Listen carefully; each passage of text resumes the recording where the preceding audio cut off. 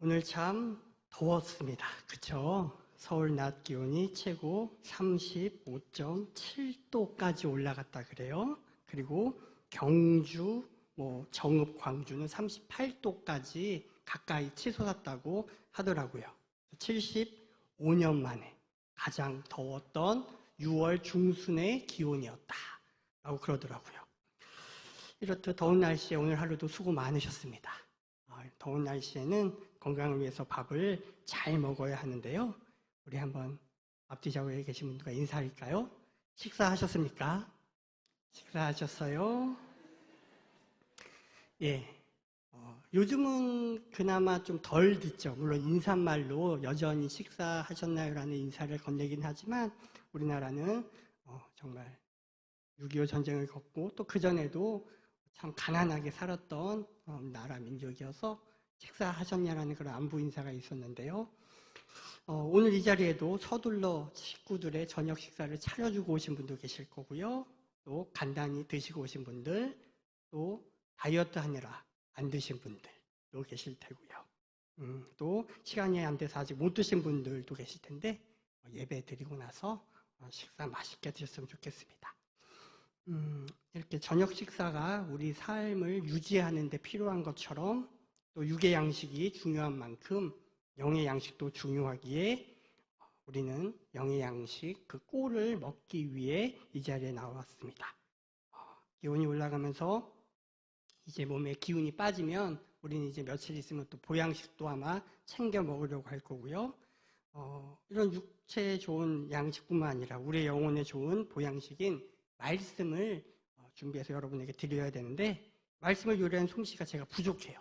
그래서 많이 부끄럽지만 그래도 사랑하는 남편을 위해서 준비하는 아내처럼 이건 좀 부족한 것 같아요. 사랑하는 자녀를 위해 준비하는 엄마의 마음으로 말씀을 준비했습니다. 영의 양식 잘 드시면 좋겠는데요. 이제 된장찌개, 김치찌개처럼 이렇게 깊은 맛이 아니라 새댁이 만든 토스트와 같은 그런 정도지만 이 토스트도 여러 토스트가 있잖아요. 이삭 토스트 같은 경우는 달짝지근하고 맛있고 그거 하나 먹으면 든든한 것처럼 우리의 영적 허기가 달래지고 영의 눈이 밝아지는 시간 되기를 바랍니다. 요리를 잘하려면 솜씨가 좋아야 하면 기본이죠.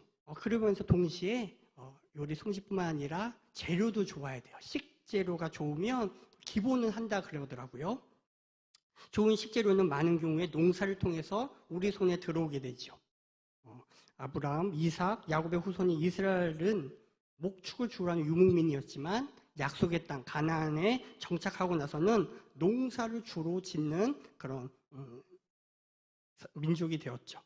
그래서 농사를 지으면서 때로는 그 농사 짓는 바람에 이방 신인 바알을 섬기기도 하고 여러 우여곡절이 있었지만 어찌됐든지 간에 사람이 살아가면서 필요한 것들은 농사를 통해서 얻게 되고 그런 농사를 짓는 사람을 농부라고 부르죠. 그리고 성경에서는 하나님 아버지를 농부로 그렇게 비유하는 곳도 있습니다. 이렇게 농사는 일반 백성들이 짓는 경우가 많았고요. 또 관심을 갖게 됐는데요. 많은 경우에 한 나라의 왕은 조금 더 커다란 것들, 중요한 것들을 한다고 해서 정치, 경제, 안보 이런 것들 굵직한 것들에 관심을 갖고 온 시선이 집중되었는데요. 농사를 좋아하는 왕이 있었어요. 그 왕이 누구일까요?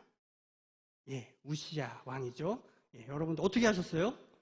예, 그죠? 기본이죠. 기본이고 또 오늘 설교 본문에 나온 왕이 우시야이기 때문입니다. 이 우시야 왕은 우리가 잘 아는 것처럼 남유다의 10번째 왕이었어요. 남과 북으로 나눠지고 나서 10번째 왕이었는데 특별히 이제 우리가 살펴볼 분이 바로 농사를 좋아한 왕이다라고 성경에 나와 있죠. 10절 하반절에 보면 또 여러 산과 좋은 밭에 농부와 포도원을 다스리는 자들 두었으니 농사를 좋아함이었더라. 여기서 좋아하다는 얘기는 그냥 단순히 선호한다라기보다는 애정하고 관심이 있어서 육성하고 그런 것을 의미하죠. 그래서 이 우시야 왕이 이스라엘 백성, 그러니까 남유다의 백성들의 이제 먹는 것들 해결하는 것에 굉장히 많은 관심을 가졌음을 알 수 있습니다. 이 우시야 왕이 오늘 성경 우리 말씀 읽었다시피 왕성한 정복 활동을 벌여서 블레셋의 주요 성읍들을 정복했죠. 그래서 성을 건축했고요. 또 아라비아와 마온 사람들을 징벌했어요. 또 암몬 사람들에게는 조공을 받았고요. 또 그 통치권이 애굽의 변방에 이르기까지 확장되었다라고 오늘 말씀은 기록합니다. 이렇게 해서 우시야 왕은 북이스라엘 지역을 제외한 이 통일 이스라엘 시대의 모든 영토를 회복하게 되었어요. 이렇게 외부적으로만 영토를 확장한 것이 아니라 또 내부를 관리도 잘했는데요. 예루살렘 성을 중수했고 또한 목축과 농업의 생산성 형성에도 심혈을 기울였어요. 왜냐하면 그 아버지 때 아마샤 왕 때에 이 성과 성벽들이 무너진 곳이 많이 있었거든요. 그래서 그것들을 다시 재건하는 데 힘썼습니다. 또한 군사적으로도 강력한 상비군 체제를 도입하고요. 각종 무기를 정비하고 활과 돌을 쏘는 기계를 제작하는 등 국방력 강화에도 힘썼죠. 이렇게 우시야 왕이 한 일들을 오늘 성경은 몇 개의 구절을 통해서 이것저것 조목조목 설명하고 있는데요. 이 구절을 보면 참 훌륭하다라는 생각이 들죠. 그래서 이것들을 좀 간단하게 요약한다면 부국 강병을 이룬 왕이라고 볼 수 있을 거예요. 그죠? 부유한 국가 경제와 강한 군사력을 가진 왕이죠. 사실 이 부국 강병은 세상의 모든 왕 또는 지도자들이 추구하는 바고 목표하는 바죠. 그래서 경제력을 발전시키고 강한 군사력을 육성하는 것이 모든 지도자들의 목표일 거예요. 또 그런 것들을 백성들이, 국민들이 원하죠. 그런데 원하고 목표하는 것과 달리 그것들을 실제로 이루는 것은 쉬운 일은 아니에요. 그렇죠? 우리도 그래서 이제 나라의 대통령을 뽑든 국회의원을 뽑든 그럴 때 보면 저마다 내거는 그런 공약들이 이런 것들이에요. 이런 것들 내가 해줄 수겠다, 최선을 다하겠다, 믿어달라, 뽑아달라 그런 것이죠. 그래서 그런 것들 보고 우리가 투표를 하고 그렇게 합니다. 그런데 우리의 그런 기대와는 달리 우리가 또 뽑고 나서도 또 좌절하고 실망할 때가 있어요. 왜냐하면 그것들이 이루어지지 않는 것들을 보기 때문이죠. 그것은 그 공약을 내거니가 그럴 마음이 없었거나 또는 그럴 마음이 있었지만 그것을 실제로 이루는 것은 또 별개의 문제이기 때문이죠. 이루려면 능력도 있어야 되고 여러 환경과 제반 여건도 갖춰져야 되기 때문이다. 그래서 그 부국 강병을 이룬 이 우시야 왕은 정말 못하는 게 없는 왕 같아요. 그래서 다윗 왕과 솔로몬 왕 이후에 최고의 전성기를 구가한 왕이라고 할 수 있겠어요. 그렇다면 우시야 왕은 어떻게 이렇게 부국 강병을 이룰 수 있었을까요? 그 이유를 오늘 말씀을 통해서 살펴보고자 합니다. 첫째로 오늘 말씀은 우시야 왕이 여호와 보시기에 정직하게 행했다라고 기록하고 있습니다. 성경에서 특히 역대기에서 이스라엘 왕들, 남유다 왕들을 이제 규정하거든요. 그래서 보기에 여호와 보시기에 정직하게 행했다, 그렇지 않다라는 것을 나눕니다. 그래서 여호와 보시기에 정직하게 행한 왕, 선한 왕이라고 할 수 있는 왕들은 절반도 안 돼요. 남유다에서도 북이스라엘은 아예 하나님 보시기에 좋은 왕이 없고 남유다에서도 절반도 안 돼요. 그러니까 그렇지 못한 왕이 더 많은 거죠. 그런데 이 우시야 왕은 여호와 보시기에 정직하게 행했다라고 오늘 성경은 기록합니다. 여호와 보시기에 정직하게 행한 것, 이것은 바로 여호와 보시기에 올바른 일을 했다, 옳은 일을 하였다라고도 말할 수 있겠는데요. 하나님 보시기에 정직한 일, 올바른 일, 옳은 일을 한다는 것, 이것이 너무나 당연함에도 불구하고 그렇게 산 왕이 더 적었다라는 거예요.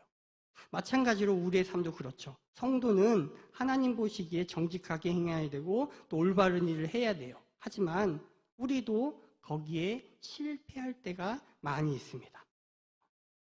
그래서 오늘 우시야의 이 말씀을 본문을 보면서 여호와 보시기에 정직하게 행하는 것, 그것에 대해서 우리가 더욱더 마음을 쏟을 필요가 있고요. 또 여기서 보기에 여호와 보시기에라는 이 구절에 저의 시선이 머물렀어요.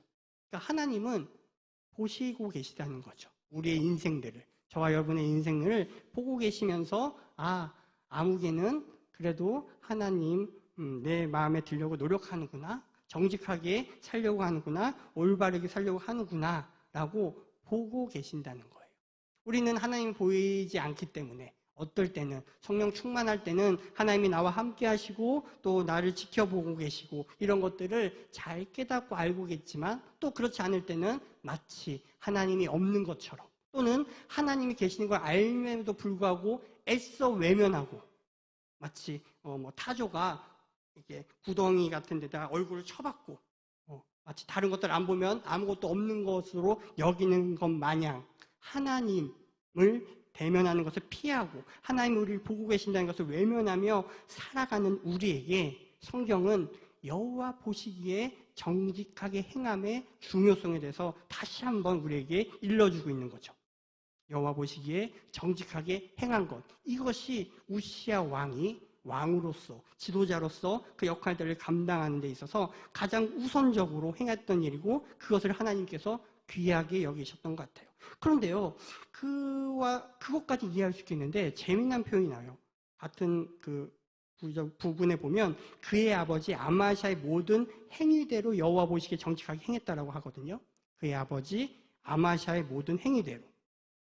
이 아버지 아마샤는 초반에 왕으로 이제 서고 초반에는 하나님의 말씀대로 했던 사람이에요. 우상을 멀리하고 하나님 뜻에 맞게 살았던 사람인데요, 결국 나중에는 변질되고 우상을 숭배하죠. 그러니까 우리가 보기에는 아마샤 왕은 성공한 왕이라고 보기 힘든 왕이에요. 그런데 왜 그의 아버지 아마샤의 모든 행위대로 여호와 보시기에 정직하게 행하며 라고 성경은 기록하고 있을까요?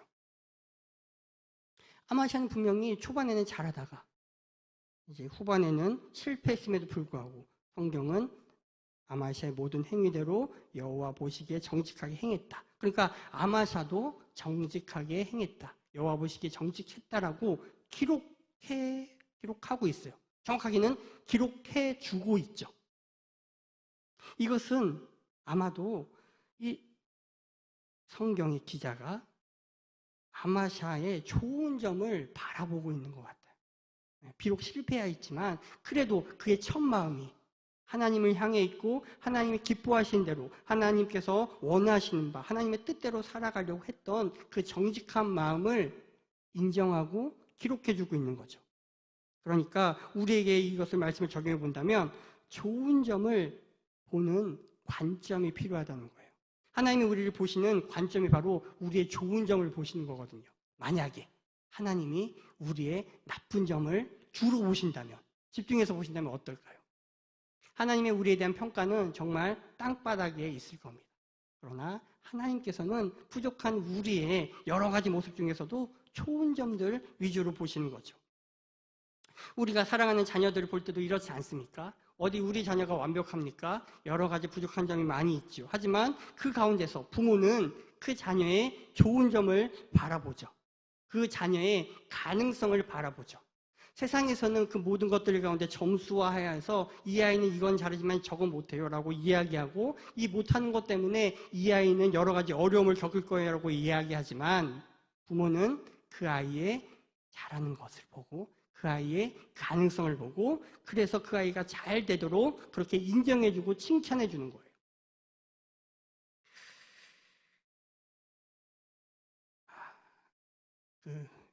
가족 얘기는 안 하려고 했는데요, 저희 아이가 첫 시험을 봤습니다. 생애 첫 시험을 봤고요. 수학 시험을 봤는데 이제 하나 틀렸다 그래요. 잘했잖아요, 그죠? 하나 틀렸으니까. 근데 부모의 마음이 어디 그렇습니까? 이것만 잘했으면 네, 100점인데 이런 마음이 드는 거죠. 그렇게 이야기했더니만 아이가 처음에는 막 이제 자랑스러워서 왔어요. 뿌듯해갖고 엄마 나 하나밖에 안 틀렸어. 왔는데 이제 부모가 이거 잘했어, 잘했는데 하면서 이렇게 얘기하니까 아이가 이제 마음이 이제 그랬다 그러더라고요. 그래서 이제 풀어주려고 했지만 이제 약간 이렇게 눈물을 이제 보이고 그랬죠. 이게 잘했는데도 우리가 이게 부족한 부분을 보면 그것으로 말미암아 그 잘한 모든 것들이 퇴색되고 마음에 어려움이 되고 힘이 드는 거죠. 마찬가지로 우리도 하나님 보시기에 정직하게 행하려고 하는데도 불구하고 실패할 때가 있고 성공할 때가 있어요. 그때 하나님께서는 우리를 보시면서 여호와 보시기에 정직하게 행했다라고 그렇게 여겨주신다는 거죠. 비록 우리는 우리 육신의 자녀에게 그렇게 하는데 실패할 때도 있지만 하나님께서는 우리의 삶 가운데서도 계속해서 여호와 보시기에 정직하게 행하고 여호와 보시기에 올바르게 행하려고 하는 그 모습을 귀하게 여기신다는 거죠. 그래서 하나님은 우리를 보시면서 잘한 것을 보고 칭찬해 주시는 분이신 것 같아요. 마찬가지로 우리 또한 잘한 것을 보고 칭찬할 줄 아는 그런 사람이 되어야 될 거예요. 여러분은 사람을 볼 때, 누군가를 볼 때 그 사람의 장점이 먼저 보이십니까? 그 사람의 약점, 단점이 먼저 보이십니까? 사람마다 기질에 따라서 또 자란 환경에 따라서 그런 것들이 있을 거예요. 그런데 저도 사실은 어떤 사람의 장점보다는 단점이 먼저 보이는 사람이거든요. 근데 목회자가 그러면 되겠어요? 안 되겠어요? 안 되겠죠. 그래서 저도 이걸 노력하여서 고치려고 하고 있어요. 그러니까 정말로 성도들의 좋은 점들이 보이기 시작하는 거죠. 공동체의 좋은 점들이 보이기 시작해요. 그러면 그 좋은 것들을 보이며 칭찬하면 그것을 가지고 또 그 칭찬을 들은 사람은 더욱더 힘이 나고 으쌰할 수 있는 거죠. 아무리 많은 것을 잘해도 한 가지 못한 것을 지적하면 사람은 위축될 수밖에 없거든요. 우리는 교회는 지금 장로 선거 중에 있죠. 1차 선거가 끝났어요. 이제 근데 아쉽게도 3분의 2 득표를 해야 되잖아요. 그죠? 근데 거기에 해당하는 분들이 없어서 2차 투표가 진행되고요. 그래서 7명을 뽑고자 했으니까 이제 2배수인 14명의 후보가 이제 홈페이지에 올라왔죠. 여러분 아마 보셨을 거예요. 제가 보니까 한 450회 조회수가 돼 있더라고요. 우리 성도님들이 이렇게 많은 관심을 가지고 보고 계신데, 이제 선거를 하시면서 어떤 분들은 어렵다 아마 그런 생각 가지셨을 거예요. 7명을 이렇게 적어내셨잖아요. 그죠? 누구 적어내지 아마 고민 많이 하셨을 거예요. 정말 중요하니까 아마 고민에 고민 또 기도에 기도를 거듭하셨을 텐데요. 엄격한 잣대를 들이밀면 어쩌면 뽑을 사람이 없어 보일 수도 있어요. 7명을 다 채워넣기가 너무 힘들 수도 있겠죠? 왜요? 그 사람에 대해서 우리의 기준이 너무 높아버리면 저 사람은 저래서 안 돼. 저 사람은 장로 그릇이 아니야. 뭐 이렇게 하게 되면 7명을 채우기가 어려울지도 모르겠어요. 그리고 이것은 이제 2차 투표에도 마찬가지죠. 이제 14명이 이제 쫙 있을 거예요. 거기 우리가 이제 도장을 같이 걸 기표 기구를 탁탁 찍을 텐데, 그죠? 하면서 어떤 마음이 들어요? 7명 찍을 사람이 없네? 하고 이제 뭐 6개, 5개, 4개 이렇게 찍으면 이제 장로 선거할 때 이제 당선되는 사람이 수가 줄어들겠죠. 그래서 우리가 이 선거할 때도 그 사람의 가능성을 보는 것이 필요하고요. 하나님의 관점으로 그 사람을 바라보게 해달라고 기도하면서 선거 과정 가운데 있었으면 좋겠어요. 우리가 보기에는, 우리의 엄격한 기준을 보기에는 조금 못 미치는 것 같아 보여도 그 사람을 통해서 하나님께서 하실 일들을 기대하는 거죠. 하나님께서는 여호와 보시기에 정직하게 행했다라고 인정해 주심에도 불구하고 우리가 보기에 정직하지 못하다. 우리가 보기에 올바르지 못하다. 우리가 보기에 장로 그릇에 못 미친다라고 판단하고 있지는 않는지요. 그래서 부디 부탁드리기는 2차 선거 때 7명을 꼭 찍어주시기 바랍니다. 누구를 찍는지는 제가 말씀드리지 않을게요. 하지만 7명은 찍으셔야 합니다. 기도하시면서 7명을 주님 선택해 주십시오라고 그렇게 하셨으면 좋겠습니다. 여호와 보시기에 정직한 7명을 찍으시는 저와 여러분 되기를 바랍니다. 그리고 나서 우시야 왕에 대해서 성경은 이렇게 이야기하는데요. 그가 여호와를 찾을 동안에는 하나님이 형통하게 하셨다라고 이야기해요. 여호와를 찾는 왕이었어요. 왕으로서 선택할 것들이, 결정할 것들이, 행해야 할 것들이 참 많이 있겠죠. 왕은 권한이 많은 만큼 또 책임지는 것도 많기 때문에 어깨가 많이 무거운 위치예요. 그 왕관의 무게를 견딘다는 게 결코 쉽지 않죠. 그렇기 때문에 우시야 왕은 여호와를 찾을 수밖에 없었어요. 그리고 그때에 하나님의 묵시를 밝히 하는 스가랴가 사는 날에 하나님을 찾았다라고 또 조금 더 구체적으로 설명이 나와 있어요. 5절의 말씀에 나오죠. 그래서 하나님의 묵시에서 이 묵시는 환상, 비전이라는 단어의 의미가 아니라 말씀, 계시, 하나님의 말씀, 하나님의 율법, 하나님의 계시를 밝히 하는 스가랴가 사는 날에 하나님을 찾았다라고 우리가 보면 되는데요. 그가 우시야 왕이 형통한 이유는 하나님이 형통하게 하셨기 때문이고, 하나님이 그렇게 하신 이유는 우시야가 하나님을 찾고 하나님의 뜻을 찾았기 때문이라고 성경은 말해요. 그리고 그가 하나님의 뜻을 찾을 수 있었던 것은 하나님의 묵시를 밝히 하는 스가랴가 옆에 있었기 때문이었죠. 오늘 성경 읽으시면서 보신 구절 중에 우시야가 16살에 이제 왕의 자리에 올라섰다라는 부분이 두 군데나 나오죠. 1절과 3절. 사실 1절과 3절 멀지도 않고요. 한 번만 기록해도 되는 부분이에요. 그런데 성경은 두 번이나 우시야가 16살에 왕이 되었다는 것을 적어놓고 있어요. 강조하고 있는 거죠. 그만큼 어린 나이에 많은 것들을 알지 못하는 그 시기에 우시야가 왕으로 섰다.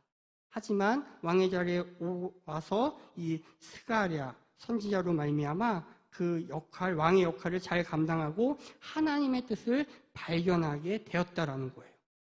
16살에 왕이 된 우시야가 알면 얼마나 알겠습니까?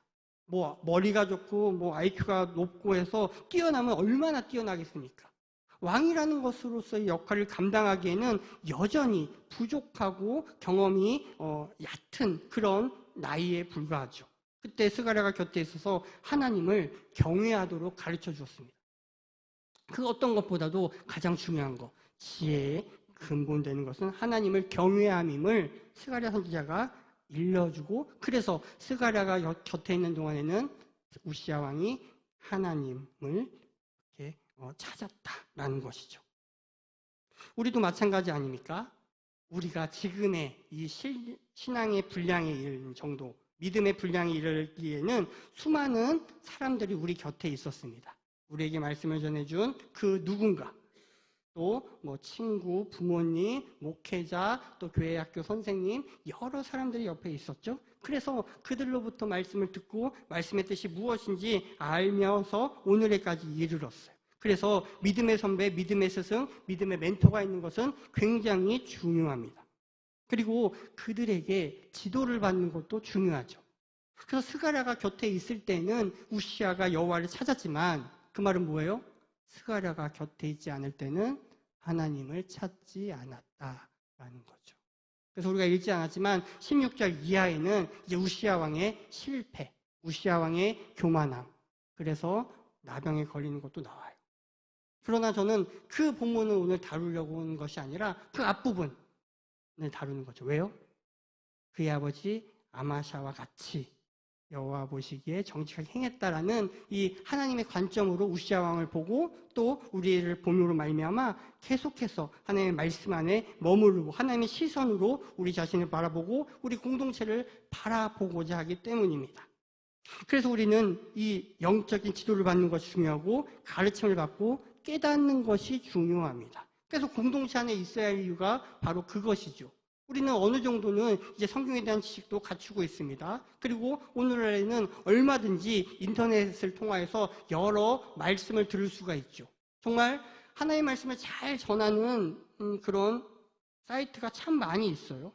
그러나 그럼에도 불구하고 우리가 이곳에서 모여서 서불제일교회라는 울타리 안에서 신앙 공동체를 이루는 이유는 서로 간에 가르침을 받고 영적인 지도를 받기 위함이죠.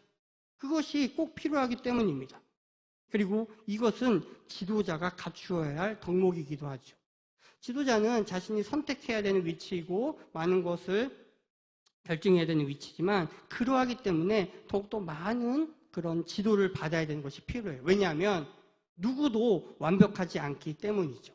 그 자리에서만 보이는 것이 있고 그 자리를 벗어난 곳에서 또 보이는 부분이 있거든요. 그래서 지도자가 될 사람은 바로 스승을 옆에 두고 멘토를 옆에 두고 좋은 신앙의 선배를 가까이 두고 그들에게 의견을 구할 수 있어야 됩니다. 그러면 내가 미처 깨닫지 못한 부분, 내가 바라보지 못했던 부분, 내가 알지 못했던 부분도 알게 되고 그것으로 말미암아 하나님이 기뻐하시는 그 올바른 일을 향해서 더욱더 나아갈 수 있기 때문이죠. 마지막 세 번째로 우시야 왕이 이렇게 부국 강병을 이룰 수 있었던 이유는 바로 하나님이 도우셨기 때문입니다. 하나님이 도우셨다는 표현이 7절에도 나오고 마지막 절 15절에도 나오는데요.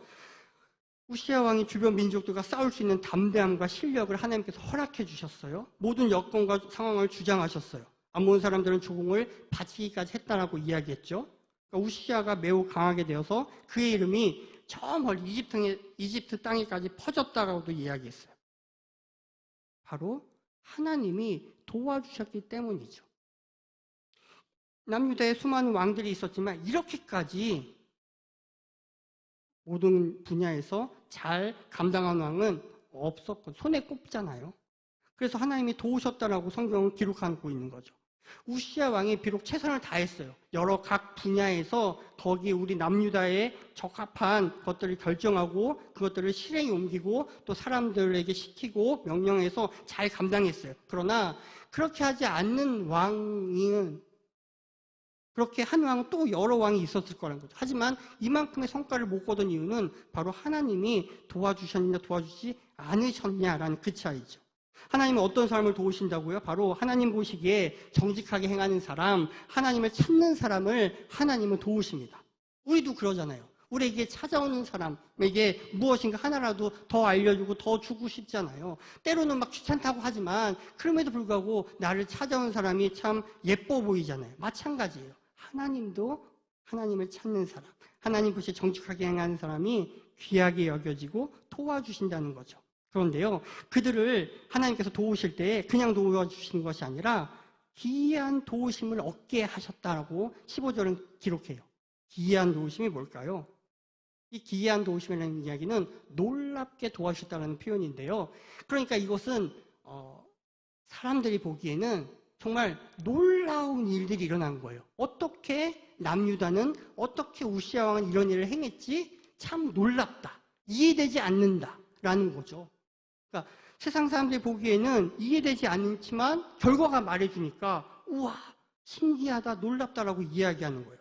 그런데 성경은 그것이 기이한 도우심이었다. 그 기이한 도우심을 주신 분은 바로 하나님이었다라는 거죠. 한 가정주부가 남편이 건강이 나빠져서 치료비를 마련해야 되고 또 생계를 유지하기 위해서 일을 하기 시작했습니다. 우연히 토스트를 먹게 되었고요. 토스트가 맛있어서 그 방법을 배워서 팔기 시작했어요. 장사가 잘 됐어요. 그런데 점점 이제 경쟁사들이 생기니까 이제 위기의식을 느끼게 됐죠. 그래서 어떻게 해야 되지? 그러니까 손님이 아무래도 줄어들었을 거 아니에요. 옆에 이제 가게들에 가게 되니까. 그래서 돌파구를 찾고 있는데 쌀쌀한 가을날 해질녘이었어요. 감색 투피스를 입고 애교 머리를 한 여학생이 왔어요. 그가 얘기해요. 그녀가. 이 토스트 참 맛있네요. 근데 여기다가 소스를 바르면 정말 맛있을 것 같아요.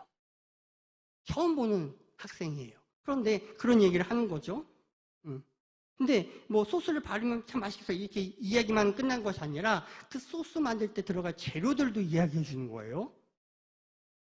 여러분 같으면 어떻게 했어요? 여러분이 이 토스트 사장님인데 어떤 처음 보는 이제 아마 20대 초반에 어떤 한 여자가 와서 얘기하면 어떻게 하시겠어요? 이 토스트 사장님은 그 말을 듣고 그 재료로 막 이렇게 해갖고 조합을 막 해서 소스를 만들어냈어요. 그리고 이제 발라서 이제 손님들에게 시식을 요청했더니만 손님들의 반응이 완전 A뿔이에요. 막 그래요. 너무 맛있다라고 막 하는 거죠. 그래서 이 소스로 전격 교체가 돼요. 우리가 잘 아는 이삭 토스트입니다. 예. 이 이삭 토스트 대표 김학영 대표가 이것 때문에 이제 장사가 잘 되니까 그냥 검은 봉지만 딱 넣고 셀프로 그냥 계산하고 가라 그랬대요. 그냥 돈 계산할 시간이 없는 거예요. 손님이 막 몰려드니까. 그래서 김학영 대표 이렇게 얘기해요. 계산할 틈도 없었어요. 셀프로 계산하게 뒀어요. 한방눈이 내리듯이 돈이 내렸어요. 막 부러움을 자아내. 그렇죠? 그리고 그 해당 여학생을 은인이라고 표현했다 그래요. 은인. 정말 은인 아니겠어요? 정말 돌포가구가 되고 막 수많은 이제 손님들이 몰려오니까. 그래서 손님 이 은인을 찾아야 되잖아요. 그래서 온 손님들한테 혹시 그 학생 아냐고 막 물어보기 시작해요. 근데 아는 사람이 없어요. 뭐 알게 되면 알려달라고 해도 아무도 전해주는 사람도 없어요. 그래서 어떻게 하냐면 인근 학교에 강의실을 막 다녀요. 찾으려고. 너무 고마우니까 찾아오고 막 다녀봐도 그 학생을 찾을 수가 없더래요. 신기하죠. 처음 온 사람이 소스 만들면 좋겠다고 이야기한 것도 신기하고 그 주변 돌아다니면 나올 법도 한데 안 나오고 그리고 그 여학생은 처음이자 마지막으로 그때 방문하고 못 본 거죠. 그래서 이 김 대표는 천사가 왔다 갔나? 라고는 그런 농담도 한다 그래요. 정말 만나고 싶다고. 그러면서 혼잣말로 이런대요. 그때 그 소스 가르쳐줘서 덕분에 많은 가정이 잘 살게 됐어. 고마워.